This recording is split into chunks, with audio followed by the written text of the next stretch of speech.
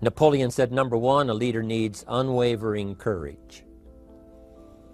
And I don't know if I totally agree with the unwavering part of this or not, because sometimes our courage does waver a little.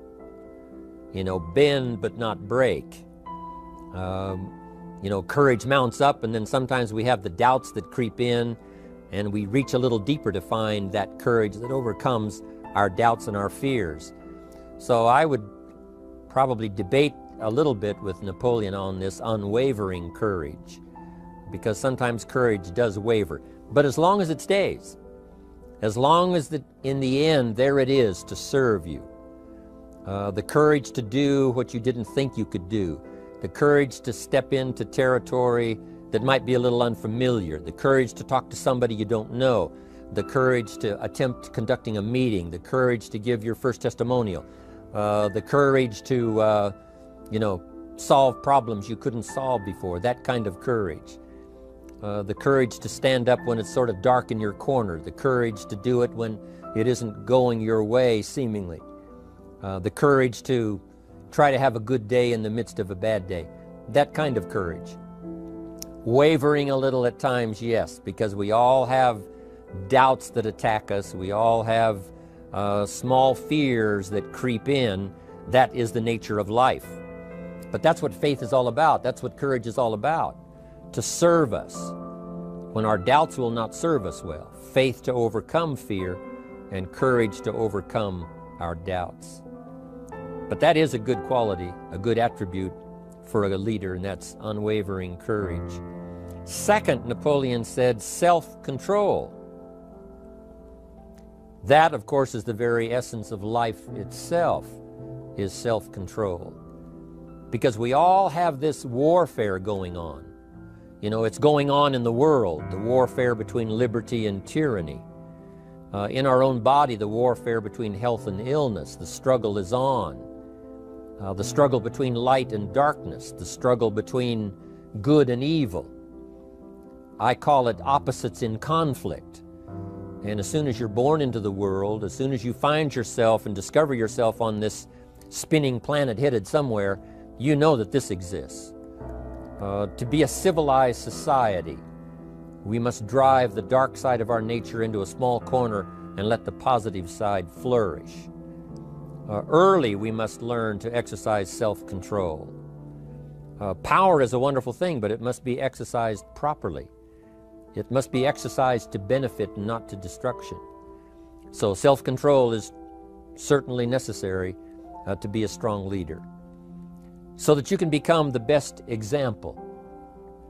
The example of having your temper well managed, to having that dark side of your nature under control. The best example of choosing wise words and not being careless, that kind of control. Control of your appetite, control of your desires, so that they fit into the positive side of life and not the negative side. Self-control, very important. Then he said a leader must have a keen sense of justice. How very true. Justice we become familiar with, you know, even when we're small. When certain things that happened or were done to us that something told us that wasn't right.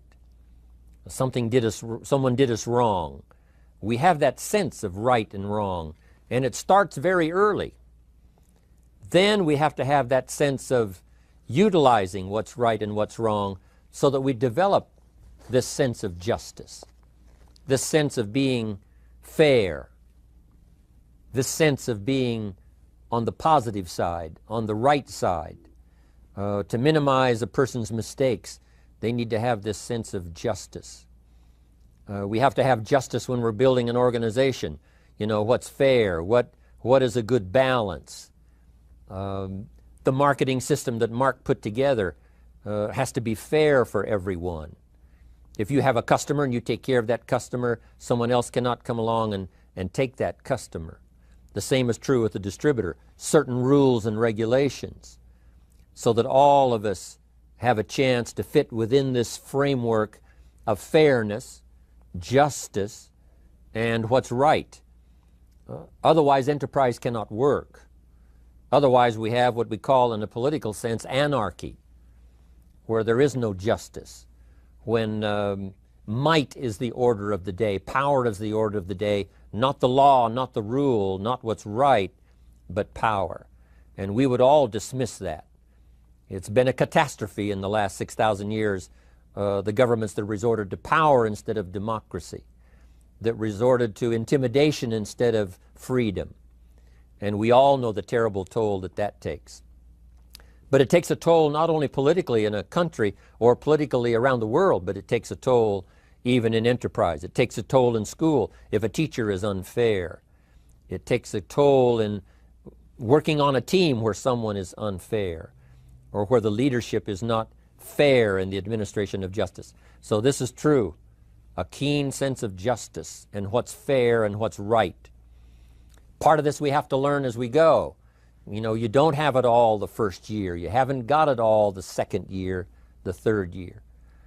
After all the years that I've, been around, both as a human being and as a business person, we're still, even at these years, trying to decide what's best, what's fair, what's right, to give balance to our life and to build on a firm foundation for the future.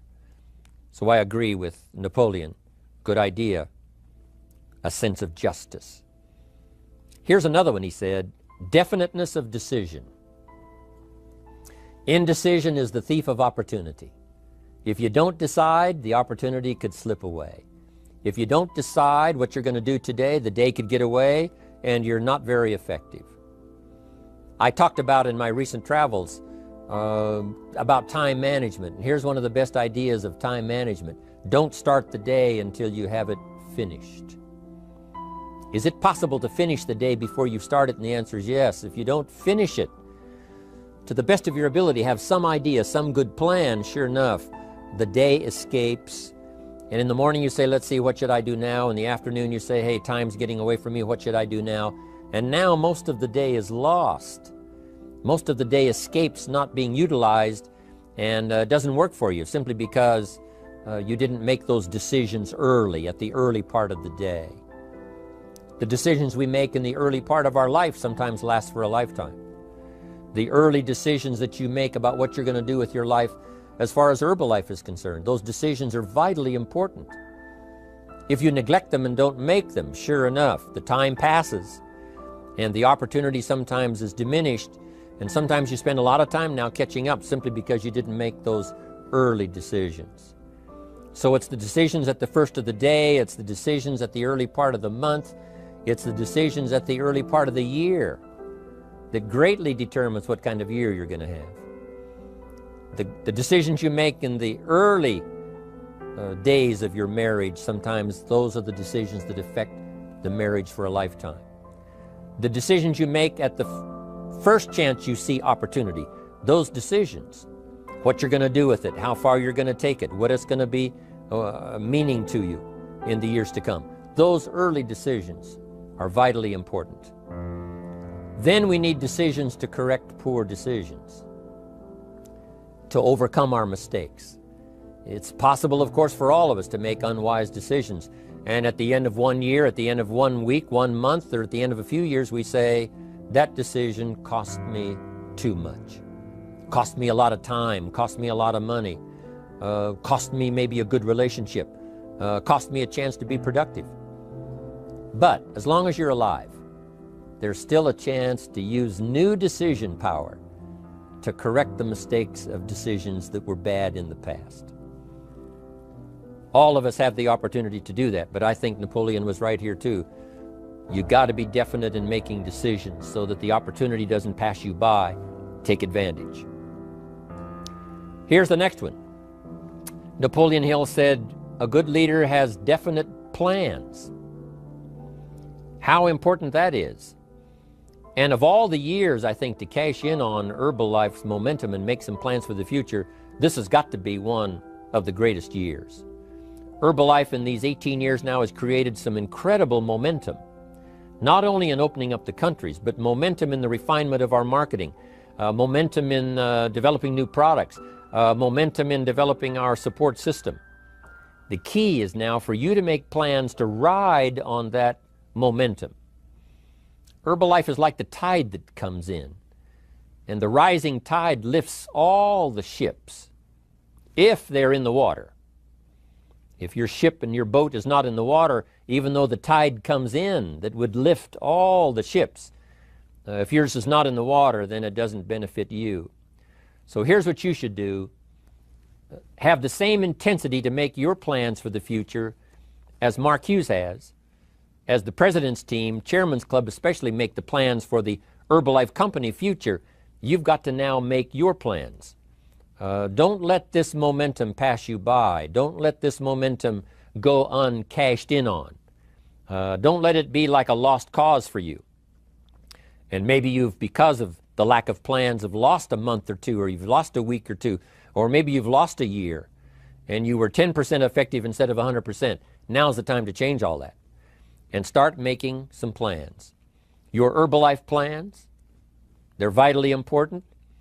You might as well cash in on the Herbalife plans for world expansion, the Herbalife plans for expansion within your country, the Herbalife plans for the expansion of the business, the incentives. Cash in on that, capture that, and say, I've got to have some plans that match Herbalife. Not necessarily match Herbalife in numbers, but that can match Herbalife in momentum, that can match Herbalife in cashing in on the opportunity, your plans for Herbalife expansion. You got to have some plans for your family, right? You got to take your family along, don't leave them out. One of the challenges all of us have in making our plans is how to balance everything, to make sure that we don't regret at the end of the year, I spent too much time on that. I spent too much money. And then if you have, say, how can I not do that again?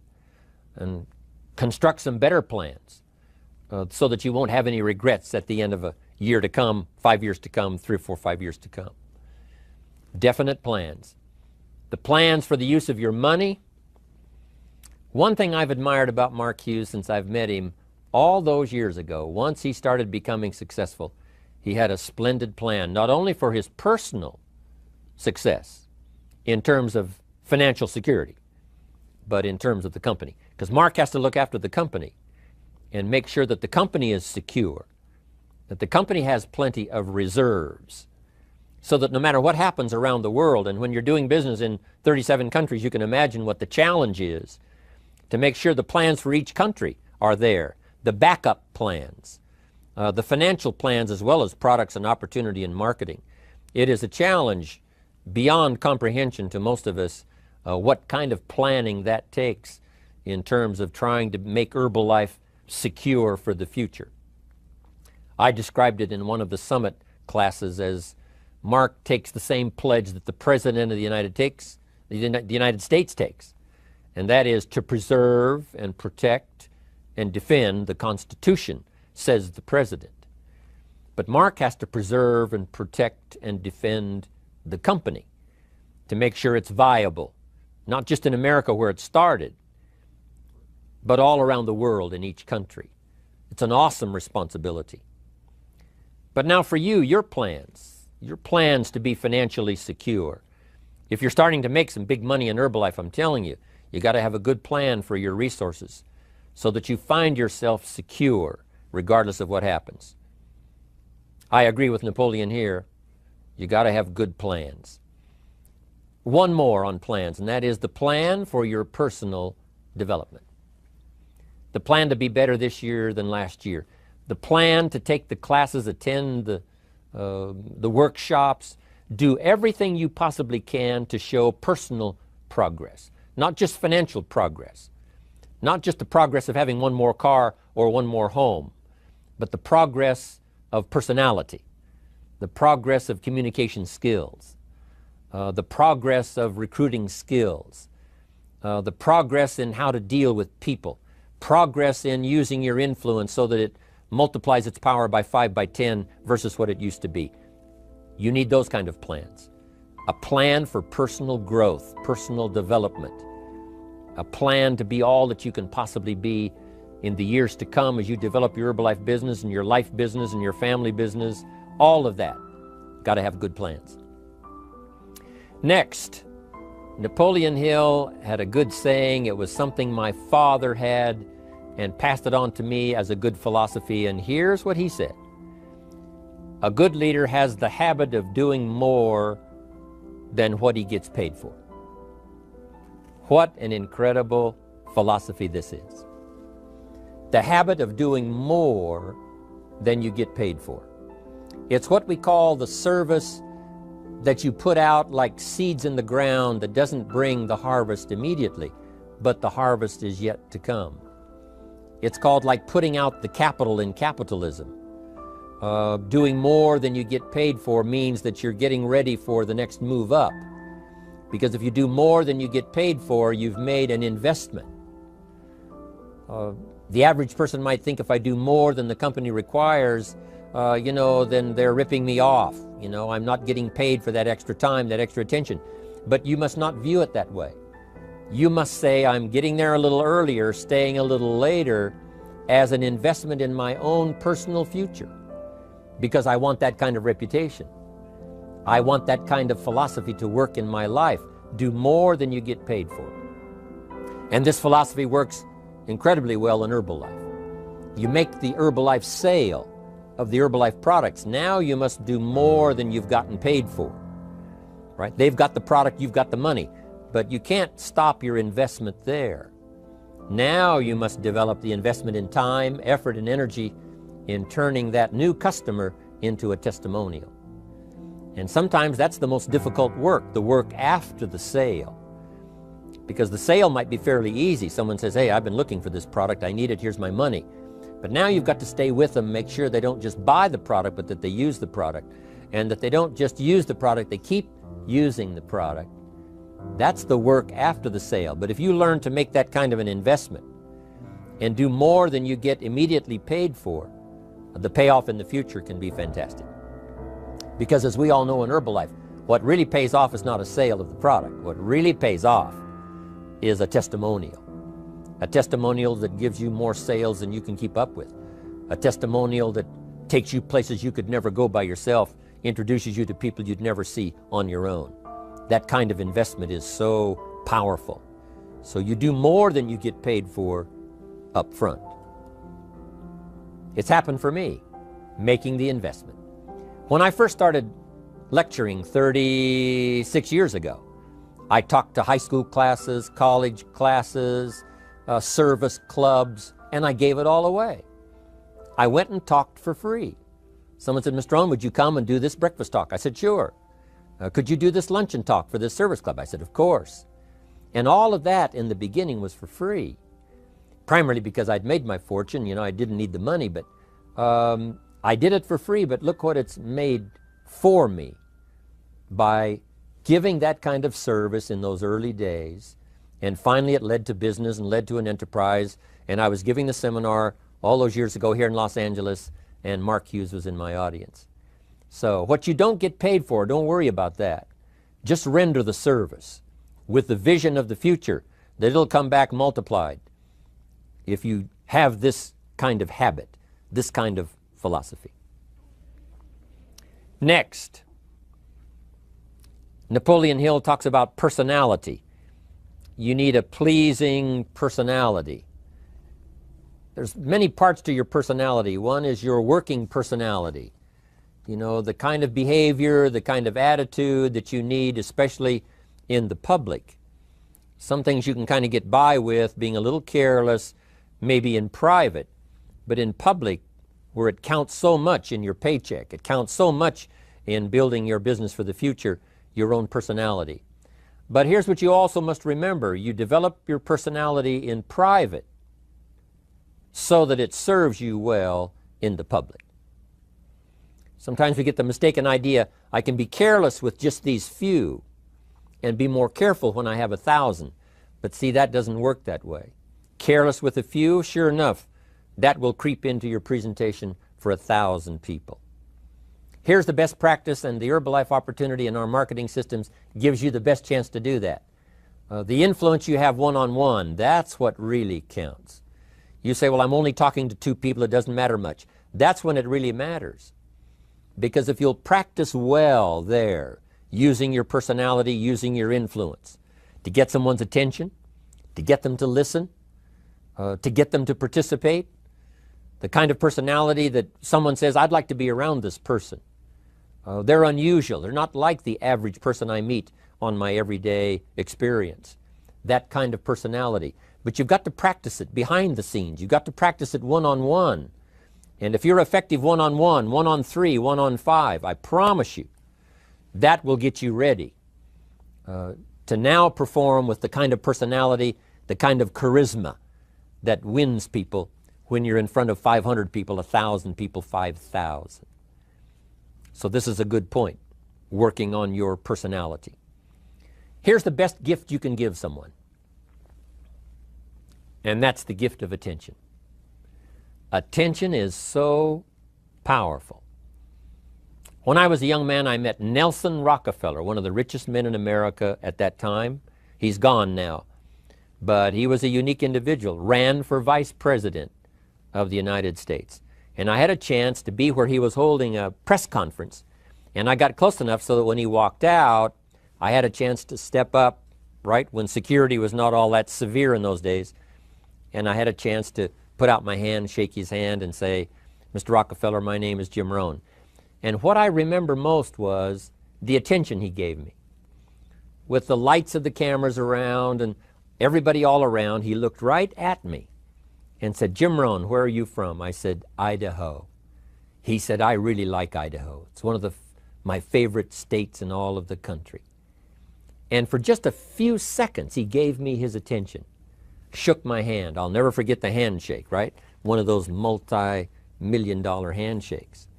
But I'll never forget that personal attention he gave me, just for a few seconds. It was powerful. Made an impression on me that's lasted until this day. That's why I remember to tell the story. So, same thing you can learn to do. Utilize your personality, utilize your influence, give people the gift of attention.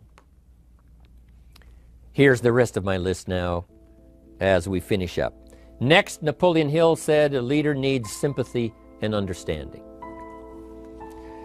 We have to develop that early in our lives. All of our lives, we have to look at those that are less fortunate than we are. Those who need a helping hand, and especially now we learn to look at those who need an opportunity, those who need a change in their health, those who need a change in their life and in their lifestyle. It's this kind of sympathy and understanding that drove Mark Hughes to construct the company. It took that kind of understanding, that kind of sympathy, that kind of deep emotional feeling. Then Mark understood what it meant to be poor. He understood what it meant not to have. He understood what it meant to be short on finances, on resources. He understood what it meant to lack, a full formal education. He knew all of those lacks. And instead of crying about it, he said, what I will do is change it for myself, and then I'll help other people that have the same challenge. Lack of education, lack of the money, lack of the resources, lack of good health, faced with all kinds of difficulties they can't solve. I'll get mine solved, and then I'll be strong enough and have the skills to where I can help other people. That kind of leadership quality is so powerful. That kind of understanding. Here's the next one. A leader must have, Napoleon said, a mastery of the details.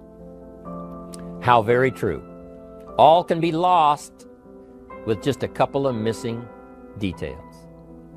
On the trip to the moon, everything has to work, right? There's several thousand moving parts. There's several thousand pieces to the project of getting to the moon and coming back, and all of them have to work. You can't have 10% of them working, 90% or 80%. They've all got to work. And then there's the backup systems for something if something goes wrong to back it up. That kind of mastery of detail is so vitally important. But here's what else to remember as far as Herbalife is concerned. The drama is in the details.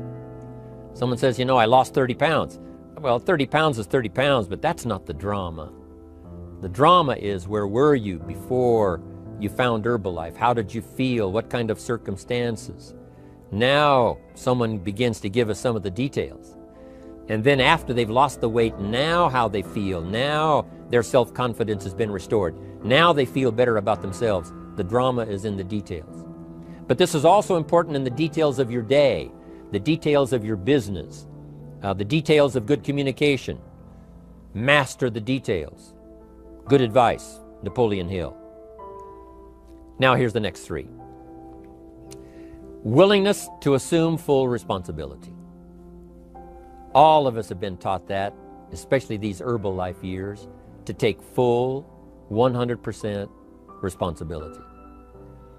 Mark Hughes says, what happened to me might not have been my responsibility, but what I do about it is my full responsibility. I've had some things, some people did me wrong. In his first couple of business experiences, he was done wrong. Some people ran off with the money. He was left holding the bag. But he said, that's what happened.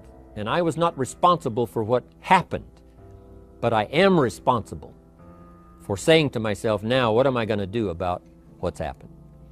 If a hailstorm destroys the farmer's crop, he wasn't responsible for that. But his responsibility now begins when the hailstorm is over, when he asks the question of himself, what should I do now? Now that this catastrophe is over, now that the damage is done, now what should I do about it? And a philosophy I've taught all these years, it's not what happens to you that determines your future. It's what you do about what happens that determines your future. And this is a major part of it, accepting full responsibility. If you've got an organization, you're conducting meetings, and you're the leader, the responsibility ends with you. Someone else may mess up, make some mistakes, still your responsibility. Some things over which you have no control, understandable. But what you do about it now, how you fix it, the diplomacy you use, the strategy you use, that's the kind of responsibility now that depends on you. Also, you've got to be responsible for your future. Nobody's going to fix it. No one else is going to design it. No one else is going to come along and say, hey, I will make sure it all works well for you. You've got to take all the input, you've got to take all the testimonials, all the teaching, all the training, all the influence, then you've got to have the responsibility of designing your life. You can design a life of prosperity, or you can design a life just to coast and get by. The responsibility belongs to you. Now here's the last two. Next is cooperation. One of the great things we learn in Herbalife is how to cooperate so that we take advantage of each other's ideas, we take advantage of each other's input, we take advantage of each other's enthusiasm, we take advantage of each other's testimonial, and we take advantage of each other's willingness to grow. That kind of cooperation has built Herbalife. In those early days, Mark got the group together. Jerry Shatanovich, Doug Stuntz, the rest, and made some plans to cooperate. Said, no telling what kind of powerful meetings we can have if we work together. No telling how many people we can affect, even right away, if we work together. You do this part, you do this part, I'll do this part, we'll make it work together, and we'll get the ball rolling. There's an ancient phrase that says, if two or three agree, nothing is impossible. If they agree on the same project, if they agree on the same vision, if they agree on how to get there, I'm telling you, nothing is impossible. Nothing can stand in their way. Just two or three. What's exciting about Herbalife is now we have more than two or three. The president's team now is well populated. Even the chairman's club is growing. The millionaire team is awesome in its numbers as well as in its power. And the cooperation between all of us on the tabulator teams, as distributors, home office, support staff, 15th floor, wherever we come from. If we cooperate, there's nothing we can't do. There isn't anyone we can't touch. There is no country we can't finally get to with this incredible story. Cooperation. That's why I'm here, wanting to do my part, HBN, send out some ideas, give you some notes to take, something to think about and ponder, something to talk about with the people that you associate with and are building your business. That kind of cooperation is going to make this a powerful year. It'll get us to the 2 billion, 3 billion, 5 billion. But it'll get us to much more than just those numbers. It'll get us to a place of honor, respect, prestige, influence, feeling good about ourselves for the hard work that we're doing, cooperating with each other. I want to cooperate with you, helping build your business. All of us cooperate with the support system of Herbalife. We're on our way. We will have the billions. We'll have the stories. We'll have the experiences. Now here's the last one. Napoleon Hill said, a major attribute of leadership is vision. Vision is in many parts. One, a vision for your own course to follow. A vision for you, for yourself. A vision for your financial future. A vision for your health. A vision for your wealth. A vision for you to latch onto and make something out of. A vision for your family. Because vision must now lift others as well as ourselves. Guess what our family is counting on? That we'll be able to see things that at first they cannot see. That we'll be able to look further into the future than perhaps they will be able to look. The same is true with your organization, the people that are around you. They're counting on your vision. Perhaps you've been there a little longer than they have. Maybe you've been there a lot longer than they have. And they will look to you to help them see things that they can't see in the beginning. And if you will do that, develop that attribute of leadership, I'm telling you, you'll have such a dramatic effect on your organization, it will be unbelievable. A vision for yourself, a vision for your family, a vision for your organization, a vision for the people that you're close to. The old prophet said, without vision, we die. We perish. Unless we can see into the future, life loses its meaning. Unless we can look further than just where we are at the moment, then we have no reason for faith, no reason for activity. But if we'll develop this skill, beyond any other skill, I'm telling you, it will help us touch people because they'll want to be around us because we have this look into the future. Not only the short-range vision of what we're going to do this week, this month, this year, but the long-range vision like Mark has, taking us to the 5 billion. You can have a vision that will take your organization into the future and bless everybody with success. Please like, share, and subscribe.